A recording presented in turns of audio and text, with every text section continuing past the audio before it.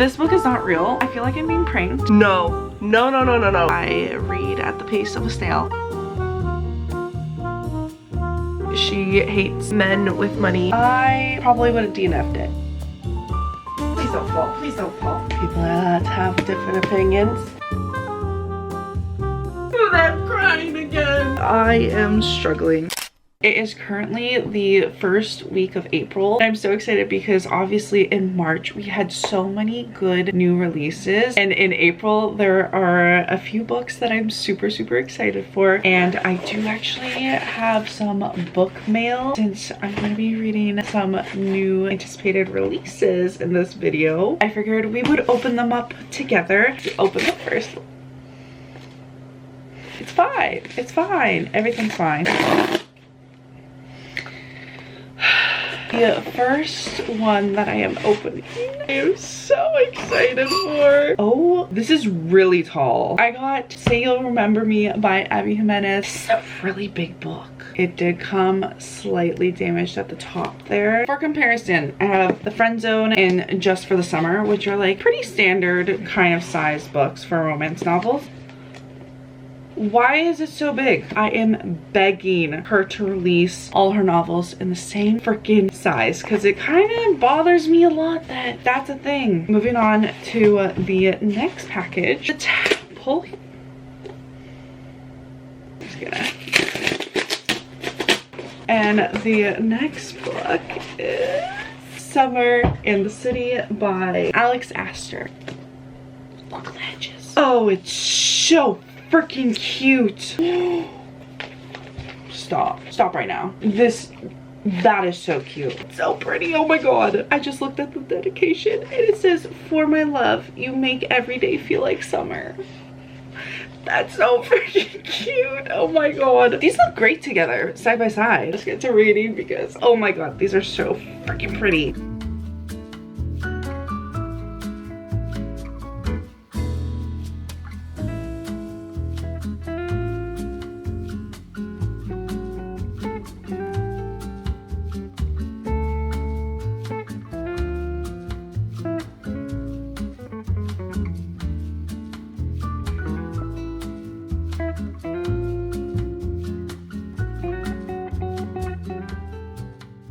Figured I would give you a little update on this book, and of course my battery is dying. All of my batteries are dead. I love this for me. That's so great. Last night I read about 70 pages and I am now just a few pages short of 100 pages. I am not enjoying this book. I'm not enjoying the writing style for this book, which is really unfortunate. This was one of my most anticipated new releases of this year because I love Abby Jimenez's books and the stories, and this one is just not doing it for me. It is not hitting. And on top of it, there have been constant different pop culture and media references within this book, and personally I actually really despise that in a book, like any book, and it's just very excessive. In this, I am really not enjoying it, and there's just a few little things where I feel like I'm being pranked right now with this book. If the lighting or the framing changed, it's because my camera battery died. I am convinced that someone is pranking me with this book because like I said, I'm basically just 100 pages in, and obviously the pop culture and media references aside, both of the main characters in this book have the same names as people that I know in real life. The male lead's name is Xavier, who is my boyfriend's like best friend. The other one is Samantha, which is the name of my god sister. So it's really weird. And then as I was reading it, there is this one part in the book where our two characters are on a date together, and they're talking about how the female lead is really good at names, like animal names. She literally says, "Picking names is fun. I had a lizard named Elizabeth once." Context, my boyfriend's friends call me Lizardbeth as a joke, even though my name's just Lisa, and I felt like I was being pranked when I read that line. I was like, there is no way that that is what's in here. And then later on, our female lead gets like a car, like a really old car that's lended from her grandma or whatever. Again, my name is Lisa. And so she sits in this car to check it out, and it said it did have a radio. Someone had upgraded it at some point with a tape player. I pushed the eject button and a cassette popped out. Lisa's mixtape was scrawled on the label in blue pen. I feel like I'm being pranked reading this book. And then there's just a few other little Easter eggs, but those were the major ones. This book is not real. I feel like I'm being pranked. Someone's playing a really late April Fool's joke on me, but then again, this was released on April Fool's Day, so the joke's on me apparently. I'm not really enjoying this book, but I will continue reading it because I paid for it. Hopefully it gets better and the pop culture references minimize slightly. I'm gonna go continue reading this book.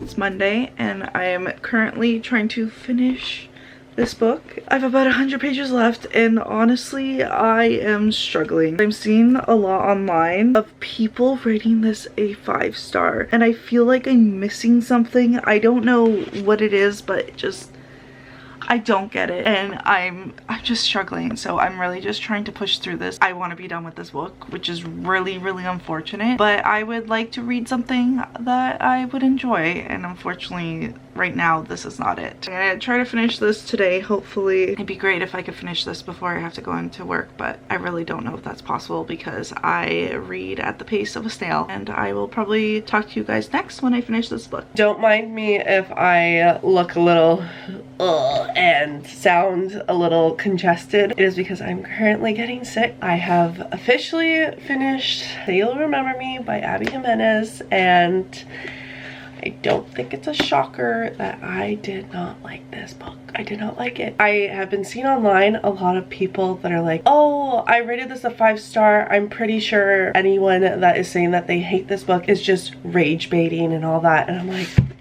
believe it or not, people are allowed to have different opinions. I respect that you have a different opinion of this book. There are different reasons why people might not enjoy it. Obviously, a big consensus online right now is that a lot of people were thrown off with the intense pop culture references at the beginning. Like I said, I was. I do believe that there is a tolerable amount that you can have in a book, and it was just very intense. That aside, I just did not like the writing in this book.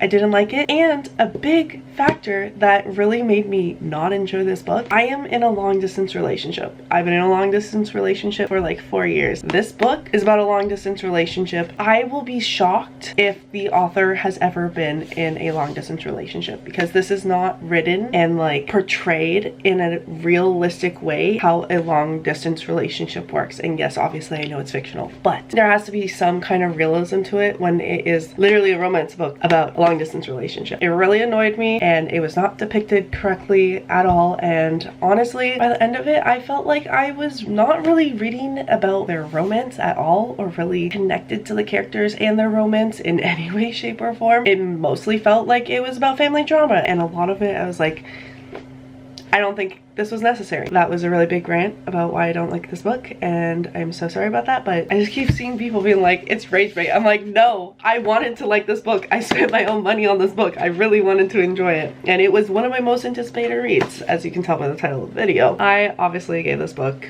a 1-star, if I'm to be completely honest. If I hadn't paid for the book, I probably would have DNF'd it. That's saying a lot because I'm not someone who DNFs books, but I do have high hopes for,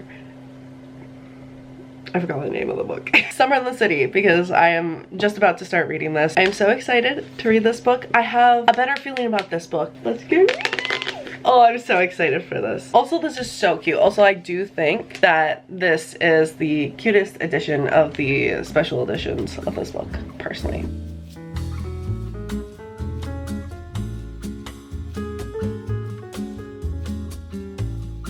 They're so cute. I can't.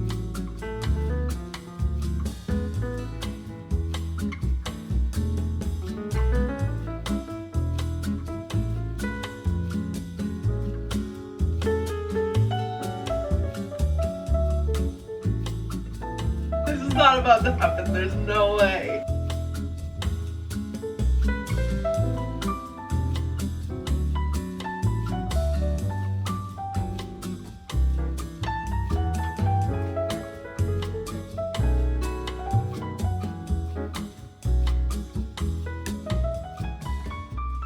Just coming in with a little update. I have officially hit around the 100-page mark. I am currently on chapter 14, and I would just like to say that I am loving this book. I am loving the writing style from this author. I have yet to read one of Alex Astor's novels, and Lightlark I actually really want to read. Starting with her new romance novel really is giving me a little taste of like her writing style. Obviously it's not going to be the same because that's fantasy and this is romance, but I do think it gives me a little taste of what her writing is like, and I am eating it up. I am enjoying it so much, to the point that I literally had to get the Kindle edition on my phone so I could read it at work when I'm able to, when I have like a downtime moment before I start working with the kids. That is how much I am enjoying it, and I really like the banter that is going on between our two leads. I think they're so freaking cute. I'm eating it up. That's all you gotta know. I want to continue reading this book, and hopefully I will finish this tonight or something like that. I'm so excited.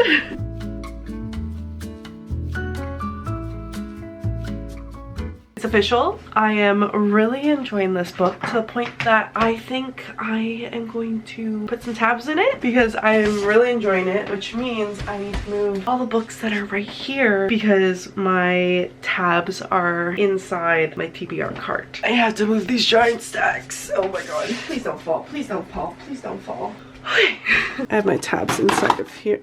Oh, hello. Didn't know that was in there. So I got these ones, and then I also have all of these, and I really like to color coordinate according to books. So none of the blues. I'll try these ones. Let's go. It is the next morning. I have about 100 pages left of this book, so I'm gonna finish it and then I'll let you know my thoughts, but I'm really enjoying it. And I love that it doesn't feel like the love and the banter between the two main characters is forced in any kind of way, and we're starting to get the background reasoning of why she is, if that makes sense. I can't say anything without it being a spoiler. So I'm very much leaning towards a 5-star right now, depending on how the rest of this book goes. I'm excited. No. I just got to the next twist and no. Oh, I feel so bad for our female main character right now. Oh no. Oh no. After everything, I'm distraught for her.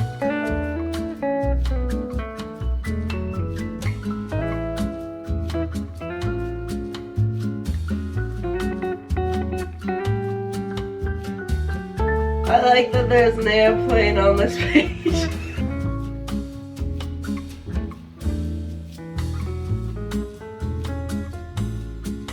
Oh, it feels so sweet.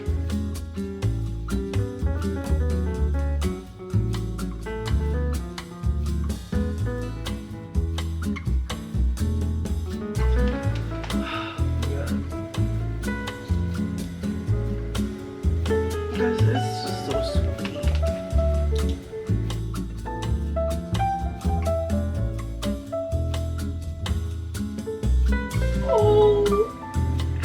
I'm crying again.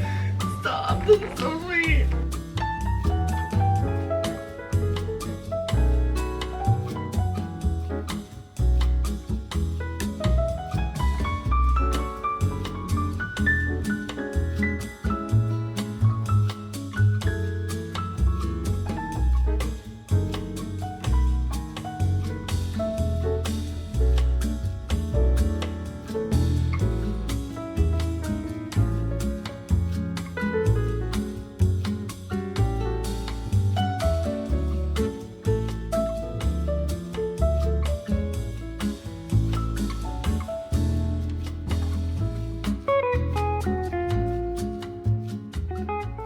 Oh my god. Oh my god.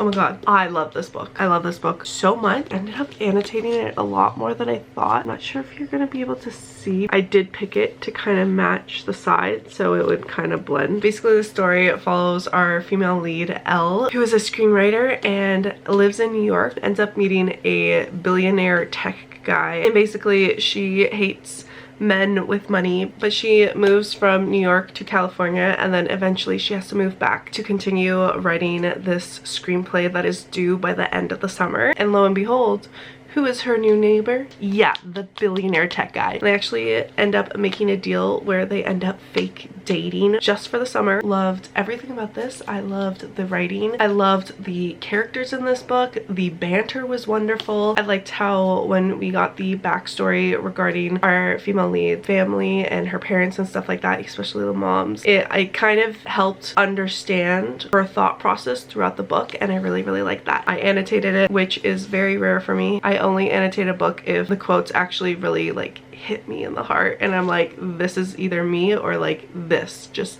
this right here. It was everything that I look for in a romance book, writing wise, especially when it was like the spicier scenes, because I don't like when it's like explained like, oh, he was so amazing, oh my gosh, he made me reach this point of bliss in like 2 seconds. And this did not do that. So I really much appreciated that. Just felt like there was a genuine connection between our two main characters, and I liked that you could really feel their relationship develop throughout the book. I definitely cried reading this book. I'm trying to see if there's any quotes in here that I want to share with you guys that I have that personally really spoke to me without giving any real spoilers. Like, this is a small quote, but I really like this. I feel a surprising surge of peace.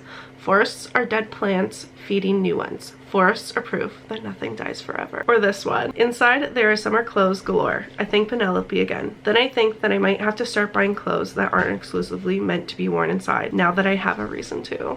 I'm gonna read 2 more quotes for you guys. Right here it says, thank you for that gift, the gift of connection. My only hope is I can one day give that to someone else. And that is so me. Okay, last quote. Life might be complicated, but love isn't. It's pretty straightforward.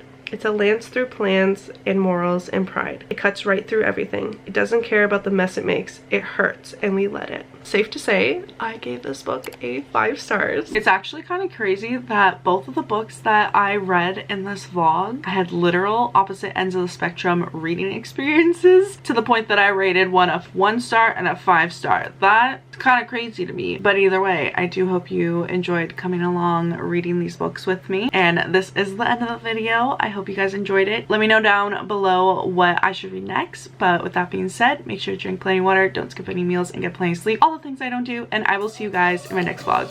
Bye!